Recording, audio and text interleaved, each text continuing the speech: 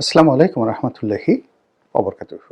সম্মানিত দর্শক, এই ভিডিওটির যে শিরোনাম, এটি যখন নির্ধারণ করেছিলাম তখন ইরানের অবস্থা ছিল পশ্চিমাদের অনুকূলে। আর এখন যখন রেকর্ড করছি এই ভিডিওটি, তখন ইরানের অভ্যন্তরীণ ঘটনা অলমোস্ট ইরান সরকারের নিয়ন্ত্রণে। যখন প্রসারিত হবে তখন কোন অবস্থায় যাবে আমি বলতে পারি না। তবে এখানে একটা বিষয় হলো, পৃথিবীর দুটো বৃহৎ শক্তি ইরান ঐতিহ্যগতভাবে এই মুহূর্তে পৃথিবীর বৃহত্তম শক্তি। আর যদি হাজার হাজার বছর তার ইতিহাস পর্যালোচনা করেন, এই ইরানের ইতিহাস প্রায় ৩,৫০০ বছরের ইতিহাস। তো সেই ইতিহাসে তারা যেভাবে পৃথিবীকে ডমিনেট করেছে, পৃথিবী ডমিনেট করা, অভ্যন্তরীণ রাজনীতিতে জনগণকে ডমিনেট করা, ক্ষমতার কেন্দ্রে বসে থেকে সুসংহতভাবে ক্ষমতা পরিচালনা করা, এই কাজগুলো ইরান যেভাবে ৩,৫০০ বছর ধরে করে আসছে, এই অভিজ্ঞতা পৃথিবীর অন্য কোনো জাতি গোষ্ঠীর মধ্যে নেই। ফলে ইরানের যারা রাজনীতিবিদ, যারা রাজনীতির নেতা হন, তাদের জেনেটিক্যালি নেতৃত্ব দেওয়ার যে বিশ্বমানের ক্ষমতা থাকে, এই ক্ষমতা পৃথিবীর অন্য কোনো জাতিগোষ্ঠী, কি ব্রিটিশ, কি ফ্রান্স, কি ওলান্দাস, কি ডাচ, কি আমেরিকান, কারোর মধ্যে নেই, কি ইন্ডিয়ান, কোনো, এমনকি তুরস্ক, কারোর মধ্যে নেই। তারা জানে কি করে আরবদের সঙ্গে বন্ধুত্ব করতে হয় এবং কি করে আরবদেরকে শেষ করতে হয়। এটা উমাইয়া খেলাফতে, আব্বাসীয় খেলাফতে তারা সেটা দেখিয়ে ফেলেছে। এমনকি খোলাফায়ে রাশিদিনের সময় তারা সেই জিনিসটি দেখিয়ে ফেলেছে। এই যে শিয়া এবং সুন্নির যে বিরোধ, জঙ্গে জামাল, উষ্ট্রির যুদ্ধ, পরবর্তীতে কারবালার যুদ্ধ এবং হযরত আলী রাদিয়াল্লাহু তাআলা আনহু এবং আমির মাবিয়া রাদিয়াল্লাহু তাআলা আনহু এর মধ্যে যে যুদ্ধ হলো, যেটিকে বলা হয় সিফফিনের যুদ্ধ, এই পুরো যুদ্ধের নিয়ামক, সিদ্ধান্তদাতা এবং এই যুদ্ধ পরিচালনার পিছনে যেভাবে দ্য পার্সিয়ান ইন্টেলিজেন্স কাজ করেছে, যেভাবে আব্বাসীয় ডাইনেস্টির উত্থান বার্মেকি পরিবারের মাধ্যমে, এই ইরানের বার্মেকি পরিবার, আর যেভাবে পতন এই ইরানের যে সর্বশেষ আব্বাসীয় খলিফা, তার সঙ্গে ইরানের যে শিয়াপন্থী প্রধানমন্ত্রী ছিলেন, তার যাকে বলা হয় অসতর্কতা এবং তার অসহযোগিতার কারণে মঙ্গলরা সেখানে এসে, হালাকু খানরা সেখানে এসে আব্বাসীয় খেলাফত শেষ করে দেয়। মানে তারা নিজেরা চালিয়েছেন, বিশ্ব জয় করেছেন, সাম্রাজ্য প্রতিষ্ঠা করেছেন, আবার কখনো কখনো কোনো কোনো সাম্রাজ্যের প্রধান মন্ত্রী রূপে, প্রধান সেনাপতি রূপে তারা এই পৃথিবীকে ডমিনেট করেছেন ৩,৫০০ বছর ধরে। এরকম অভিজ্ঞতা অন্য কোনো জাতিগোষ্ঠীর নেই। আমেরিকার আমরা যে এই রমরমা অবস্থা দেখছি, এটা মূলত সেই জন এফ কেনেডির জমানা থেকে, ৬০-এর দশক থেকে আজ পর্যন্ত সর্বোচ্চ ৭০ বছর। ইরান খুঁজলে আপনি এমন অনেক সম্রাট পাবেন যারা ৭০ বছর নিজেরা এককভাবে শাসন করেছেন। এখন সেই ইরান তাদের সর্বশক্তি নিয়ে তাদের অস্তিত্ব টিকিয়ে রাখার চেষ্টা করছে। আর যাকে বলা হয় আমেরিকা, ইউরোপ, ইসরায়েল, তারা সর্বশক্তি দিয়ে একেবারে মানচিত্র থেকে ইরানের যে বর্তমান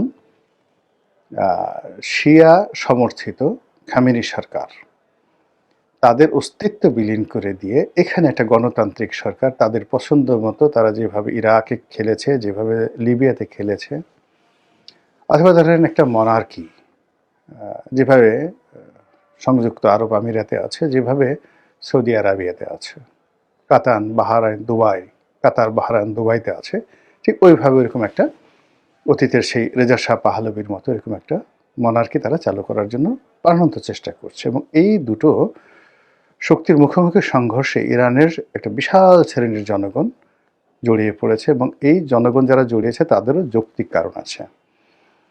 এখানে তাদের যে বিক্ষোভ, সেই বিক্ষোভের মধ্যে আমেরিকার কোনো পক্ষপাতিত্ব নেই। কিন্তু সামহাউ আমেরিকা এখানে ফুয়েল ঢালছে এবং ইরান ইন্টারনেট বন্ধ করে দিয়ে পুরা ব্ল্যাক আউট করে তাদের সর্বশক্তি নিয়োগ করে তারা এই বিদ্রোহ দমনের চেষ্টা করছে। পশ্চিমা দুনিয়া বলছে যে ইরানকে থামানোর জন্য তারা প্রয়োজনে আবার ইরান আক্রমণ করবে। এটা মানে ইরানের জন্য অনেক ভালো একটা বিষয় হয়ে যাবে এখন যারা চালাচ্ছেন। আমরা সেই বিষয় নিয়ে আরেকটা ভিডিও হয়তো করব। এখন আমরা একটা হাইপোথেটিক্যাল আলোচনায় যাই। সেটা হলো ধরুন আমেরিকা এখানে বিজয়ী হলো। খামেনি, আলী খামেনি ধর্মীয় নেতা, তিনি নিহত হলেন। অথবা তাকে মাদুরোর মতো ধরে নিয়ে আমেরিকাতে বিচার করা হলো একেবারে হ্যান্ডকাপ পরিয়ে। এটার ফলে মধ্যপ্রাচ্যে কি হবে? নম্বর 1। আর এর ফলে আফগানিস্তানে কি হবে? বাংলাদেশে কি হবে? বোঝার চেষ্টা করুন যে আমাদের মধ্যে এখন ইন্টেলেকচুয়াল লেভেলে যারা ধর্মতত্ত্ব নিয়ে রাজনীতি করেন তাদের মধ্যে বুদ্ধিবৃত্তিক লেভেলে শিয়া এবং সুন্নি প্রচণ্ড বিরোধিতা আছে। অনেক লোক ইরানকে পছন্দ করে, ইরানের ইসলামাইজেশনকে পছন্দ করে, কিন্তু ক্ষমতার কেন্দ্রে যারা বসে আছে, শিয়াইজম যারা প্রতিষ্ঠা করছে, তাদেরকে জমের মতো ভয় পায় এবং এই কারণে পুরো মধ্যপ্রাচ্যের যে ইসলামিক স্কলার যারা আছেন, বিশেষ করে মাযহাবগুলো, যেমন মিশরে সেখানে মালিকি মাযহাব বা শাফি মাযহাব, তারপর সৌদি আরবে এখানে হাম্বলি মাযহাব, আহমেদ ইবনে হাম্বলের মাযহাব। তো এই মাযহাব কেন্দ্রিক যে সকল স্কলার রয়েছেন, সেই স্কলারগুলোর মধ্যে আবার আলাদা গ্রুপ আছে, স্কুল আছে। এর মধ্যে সবচেয়ে প্রভাবশালী মধ্যপ্রাচ্যের যে বড় স্কুলটি, যিনি মূলত মিশরের আল আজহার বিশ্ববিদ্যালয়ের তিনি চ্যান্সেলর এবং তার যে ক্ষমতা, ওখানকার যে রাষ্ট্রীয় প্রোটোকল, তিনি সেখানকার চিফ জাস্টিস শরিয়া আদালতের প্রেসিডেন্টকে তিনি শপথ পড়ান এবং প্রেসিডেন্ট শিশির পরে তার ক্ষমতা। তো যাকে বলা হয় গ্র্যান্ড মুফতি, এবং তিনি ওখানকার যে আল আজহার মস্ক আছেন সেখানকারও খতিব।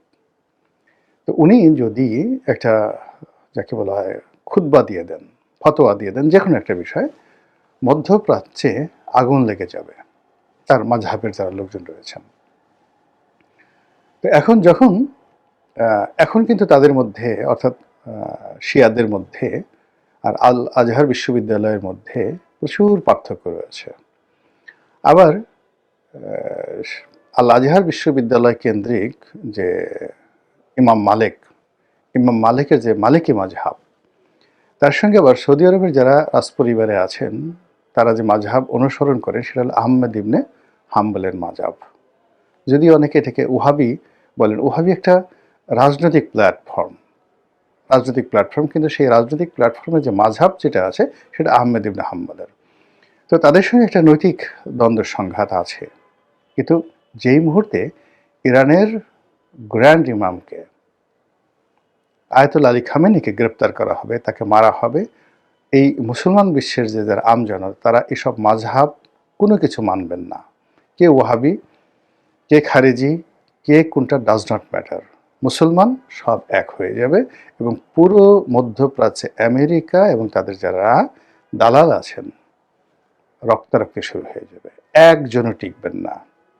হযরত আলী রাদিয়াল্লাহু তাআলা আনহুর হত্যাকাণ্ডের পরে, ইমাম হোসেন রাদিয়াল্লাহু তাআলা আনহুর হত্যাকাণ্ডের পর যে ধরনের অরাজকতা তৈরি হয়েছিল, ঠিক ওইরকম আর একটা অরাজকতা মুসলিম বিশ্বে তৈরি হয়ে যাবে।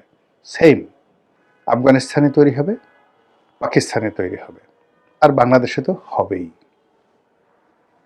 এখানে মানে কোনো রাজনৈতিক দল, সেটা জামাত হোক বা অন্য যে সমস্ত হেফাজত হোক, মানে এই যে ইরানের যে ঘটনা, এই ঘটনার পরে যেভাবে বাংলাদেশের 18 কোটি মুসলমানরা রাস্তায় নেমে আসবে, ওই পরিস্থিতি নিয়ন্ত্রণ করার ক্ষমতা কারোর নেই।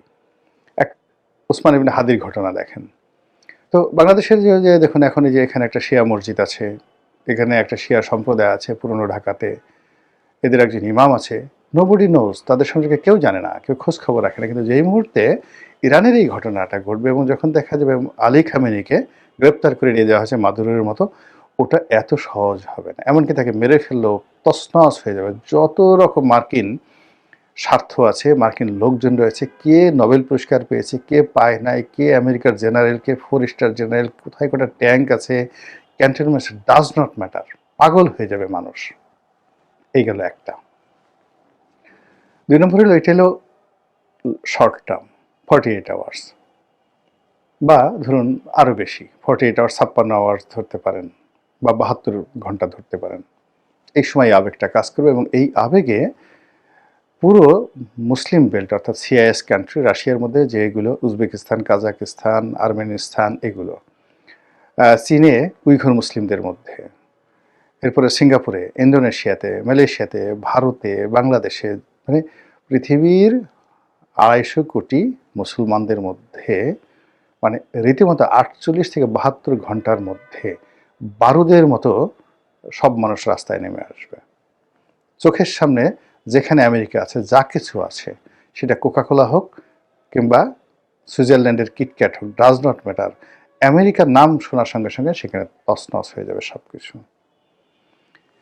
দীর্ঘমেয়াদে আবার যদি এটাকে আপনি দীর্ঘমেয়াদ ধরেন, এই কারণে কিন্তু ওই যে খেলাফত, তারপরে মানে কামাল আতাতুর্কের জমানাতে যে খেলাফতের কারণে, তারপরে এই যে আয়াতুল্লাহ, এই যে পদ পদবীগুলো, মানে ইরান যে জিনিসগুলো করেছে, ধর্মীয় নেতা, এই ধর্ম এতটা সেন্সিটিভ যে এটাকে মোকাবেলা করার মতো ক্ষমতা এখন আমেরিকার এখনো হয়নি, টিল নাও। তো ধরুন এটি গেল ফার্স্ট পার্ট। সেকেন্ড পার্টে কি হবে বলা যাচ্ছে না। যদি আমেরিকা জিতে যায়, তারপরে আমেরিকা যদি জিতে যায়, তাহলে এই যে ধর্মভিত্তিক যে রাজনৈতিক দলগুলো সারা দুনিয়াতে রয়েছে, তুরস্কের এবি পার্টি, বাংলাদেশের এবি পার্টি, তুরস্কের একে পার্টি, বাংলাদেশের এবি পার্টি, পাকিস্তানের জামাত, ভারতের জামাত, বাংলাদেশের জামাত, তারপর মুসলিম ব্রাদারহুড,